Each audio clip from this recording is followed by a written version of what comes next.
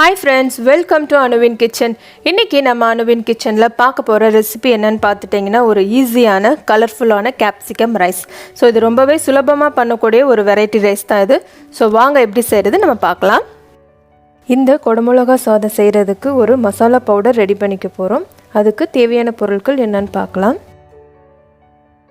கடலை 2 டீஸ்பூன், கடலைப்பருப்பு 1/2 டீஸ்பூன், உளுந்தம்பருப்பு 1/2 டீஸ்பூன், மல்லி 1 டீஸ்பூன், ஜீரகம் 1/2 டீஸ்பூன், எள்ளு 1 டீஸ்பூன், காய்ந்த மிளகாய் 4. ஃபஸ்ட்டு நம்ம எல்லாத்தையும் ட்ரை ரோஸ்ட் பண்ணிக்கலாம். அதுக்கு ஒரு பேனில் 2 டீஸ்பூன் கடலை சேர்த்துக்கோங்க. இதை ஒரு 2 நிமிஷம் நல்லா வறுத்து எடுத்துக்கலாம். இப்போ பார்த்துட்டிங்கன்னா கடலை நல்லா வறுபட்டுருச்சு. இது கூட ஒரு 1/2 டீஸ்பூன் கடலைப்பருப்பு சேர்த்துக்கலாம். அதுக்கப்புறமா உளுந்தம்பருப்பு 1/2 டீஸ்பூன், மல்லி 1 டீஸ்பூன், ஜீரகம் 1/2 டீஸ்பூன், எள்ளு 1 டீஸ்பூன். எள்ளு நல்லா ஃப்ளேவர் கொடுக்கும், அதுக்காண்டி தான் சேர்த்துக்கிறோம். கடைசியாக 4 காய்ந்த மிளகாய் சேர்த்துக்கோங்க. ஸோ இதை ஒரு 5 நிமிஷம் நல்லா ஃப்ரை பண்ணிக்கோங்க.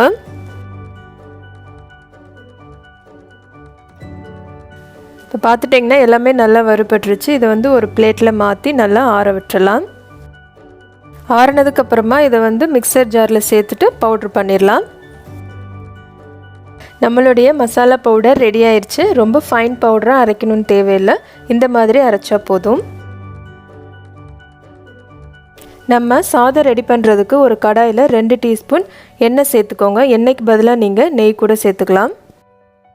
எண்ணெய் நல்லா சூடானதும் இது கூட 1/2 டீஸ்பூன் கடுகு உளுந்தம்பருப்பு சேர்த்துக்கோங்க.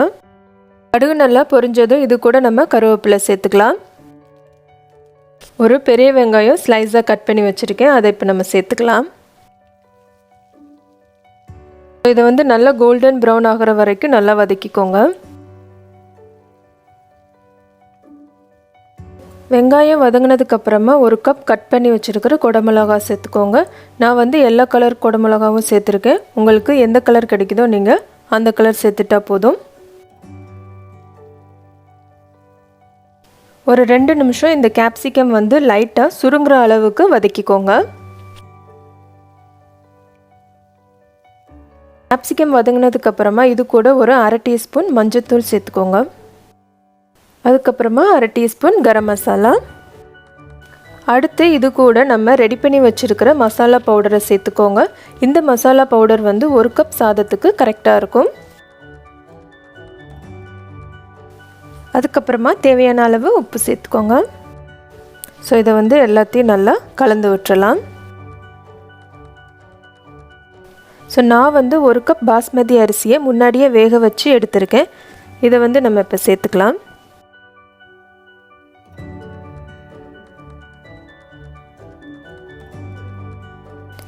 சாதம் உடையாமல் மெதுவாக மிக்ஸ் பண்ணிக்கோங்க. இப்போது இதை மூடி போட்டுட்டு ஒரு 5 நிமிஷம் இதை சிம்மில் வேக விடுவோம். ஸோ 5 நிமிஷம் கழித்து நம்ம ஓப்பன் பண்ணி பார்க்கலாம். நம்மளுடைய குடமிளகா சாதம் சூப்பராக ரெடி ஆயிடுச்சு. ஸோ அதுக்கப்புறமா இது கூட கொஞ்சம் மல்லித்தழை சேர்த்துக்கலாம்.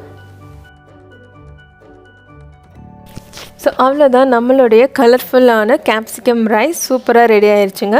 ஸோ இதை நீங்கள் ரைத்தா கூட சேர்த்து சாப்பிட்லாம். லஞ்ச் பாக்ஸுக்கு ஈஸியாக ப்ரிப்பேர் பண்ணக்கூடிய ஒரு வெரைட்டி ரைஸாக இருக்கும். ஸோ நீங்கள் வீட்டில் கண்டிப்பாக ட்ரை பண்ணி பாருங்கள். இந்த வீடியோ உங்களுக்கு பிடிச்சிருந்துச்சுன்னா லைக் பண்ணுங்கள், ஷேர் பண்ணுங்கள், கமெண்ட் பண்ணுங்கள். மறக்காமல் அனுவின் கிச்சனுக்கு சப்ஸ்கிரைப் பண்ணுங்கள். தேங்க்ஸ் ஃபார் வாட்சிங்.